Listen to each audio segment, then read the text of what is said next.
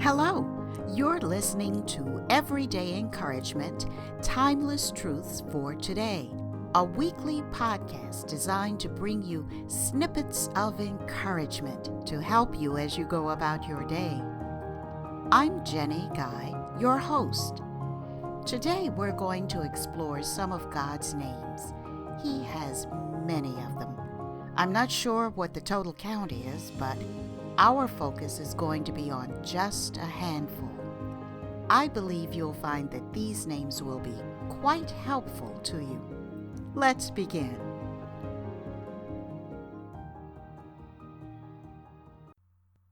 We're going to talk about some of God's names today. God has many names, all of which speak to his character, nature, abilities, and willingness to help us according to what we need when we need it. I'll mention just a few of his names. You may know some of them already, while others may be new to you. Ready? Here we go. Jehovah Shalom, the Lord is peace. Jehovah Rapha, the Lord who heals. Jehovah Rohi, the Lord is my shepherd. Jehovah Sabaoth, the Lord of hosts, or the Lord of armies. Jehovah Nisi, the Lord is my banner. Adonai, the Lord, or my great Lord. El Shaddai, the all-sufficient one, or the God of the mountains, or God Almighty. El Elyon, the God Most High. El, the Strong One. El Olam, the Eternal God or the Everlasting God. As you can see, each name describes one of God's attributes that we can call upon whenever we need it. Each name has embedded in it an aspect of God's power, his power to guide, to provide, to protect. Sometimes it helps me to understand a concept by seeing a picture of it. As I thought about God's name being powerful enough to protect me, I remembered reading somewhere in the Bible that God's name was called a tower. So I searched until I found the verse. It's in Psalm 18. Verse 10 is what I wanted. Verse 10 says, "The name of the Lord is a strong tower. The righteous runneth into it and is safe." That's quite a metaphor, isn't it? Think about it. The psalmist is taking something as intangible as a name and is saying that it is substantial enough to be a building, and not just any building. The psalmist says that God's name is a tower into which you can run and find shelter and safety. I'd like to try something right now. Would you join me in imagining a tower? Then we'll combine that image with God's name. I'll go first and tell you what I'm imagining. My tower is large. It's strong and well fortified. The tower's walls are extremely thick. In fact, the walls are several feet deep in thickness. Nothing can penetrate those walls. My tower is tall, really tall. My tower is so tall that it dominates the surrounding landscape. It can be seen from miles and miles away. Are you beginning to see your tower? How is it coming along? Hold on, we're not done yet. Let's continue imagining our towers. We'll focus on the building materials next. My tower doesn't look like the usual towers we see in books or photographs. Instead of being made of bricks and mortar or concrete or stones, my tower is made of row upon row of one of God's names. As the names I called out earlier show, God's names speak about his nature and his character. So, I'll pick one of those names to use as my tower's building material. In fact, why can't I imagine a tower of provision as well as a tower of protection? Because God has so many names I can call upon, I think I'll create 2 towers in my imagination. For example, one tower is made of the name Jehovah Shammah. That name has 2 meanings which work together, and they are very comforting to me.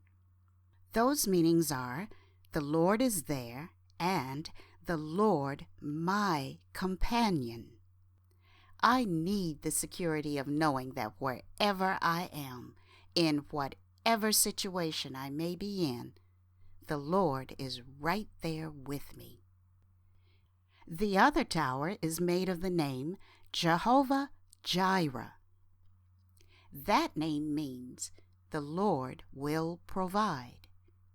I run to that tower often these days because God is teaching me that He is my provider. I need Him to supply those things that my limited budget and financial resources can't buy. Sometimes He sends extra work or funds to meet the need. At other times, He gives me strategies and suggestions for how to obtain what I need. Still other times, He uses those opportunities to teach me the difference between a want and a real need. However God chooses to provide for me, I know the provision has come because I've run into His tower. Are you seeing your tower more clearly now? What does it look like? Have you picked any of God's names to use for your building materials? If so, which one? Or do you have more than one tower? Because these towers that we're building are personal, they are ours. They are specifically designed for us and our situations. We can even decide that our towers will be made of more than one of God's names.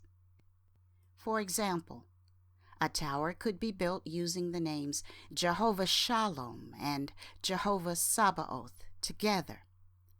Do you remember what those names mean? They are the Lord is peace and the Lord of hosts, or the Lord of armies. Maybe you're wondering, but aren't those names contradictory? How can one tower be built using both of them? Well, here's an example. Suppose you're facing a situation at work where you're being unjustly accused. Or maybe you're being unfairly burdened with tasks and responsibilities that aren't yours, but you haven't been given the authority to make decisions, and your supervisor isn't standing up for you and intervening when needed. You want to fight back, to stand up for yourself, but how can you? You need the job, but the stress of the situation is wearing you down. A situation like this is when God can be both your defender and your peace. That's because when you ask God to fight your battle, He expects you to remain at peace, to be calm while He is fighting for you. He wants you to know that He has everything under control. He has your back. But the situation is getting worse, you say. Nothing seems to be happening. How can I be calm in this mess? Well, despite what you see and hear, God is working. Sometimes He works behind the scenes where you can't see what is happening. At other times, He allows you to see what He is doing for you as He's doing it. The knowledge that He is working, that He is fighting on our behalf, should cause us to be at peace. And if we need help getting to a calm state, all we have to do is ask God for His peace. Whether you see evidence of activity or not, either way, the point is this: God is working. He's working because you've run into the tower bearing His names of Jehovah Shalom and Jehovah Sabaoth.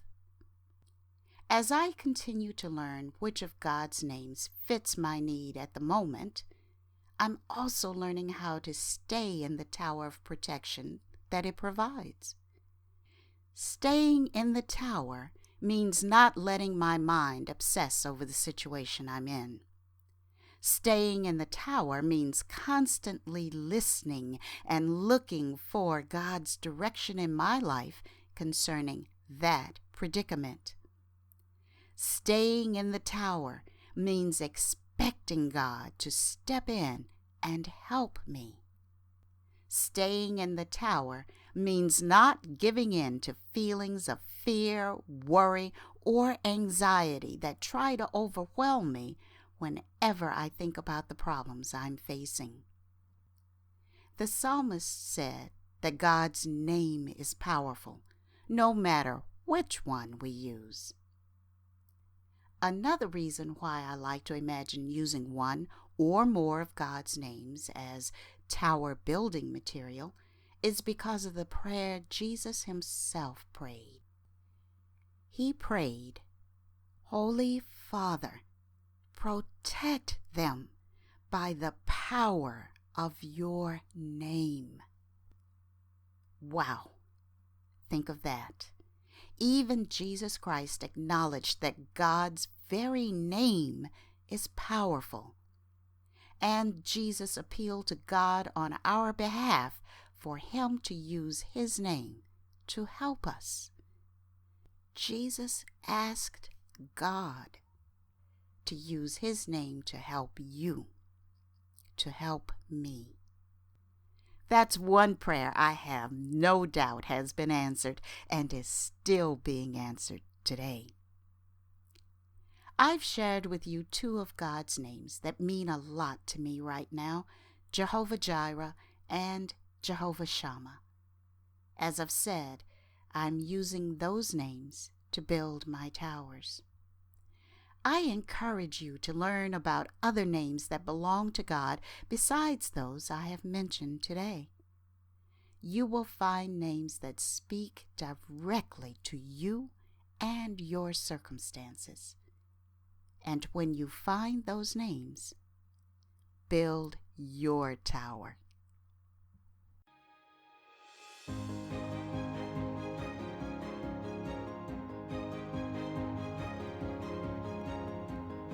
I hope you heard something today that has encouraged you and possibly given you something new to think about that will motivate or inspire you. If you would like a PDF copy of the show notes for this episode of Everyday Encouragement, Timeless Truths for Today, visit my website at jguypublisher.com. New episodes are published each week on Wednesday. I hope you'll join me for another installment of Everyday Encouragement, Timeless Truths for Today. Well, that's it for now. Until next time, be encouraged.